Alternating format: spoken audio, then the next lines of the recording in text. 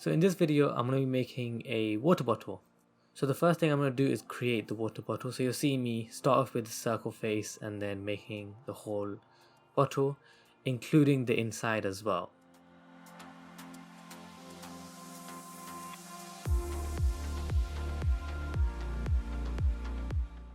So the next thing I'll do is jump into geometry nodes. So I'll start off by creating another object.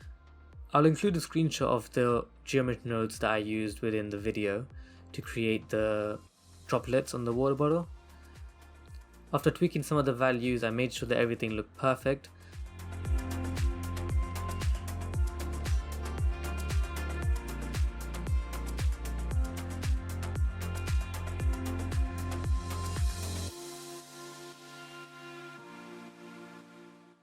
In the lighting, I quickly just did the scene lights and then I did the material as well.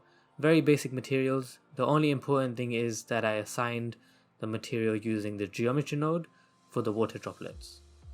If you like this, check out my other video where I actually create an animation using this model.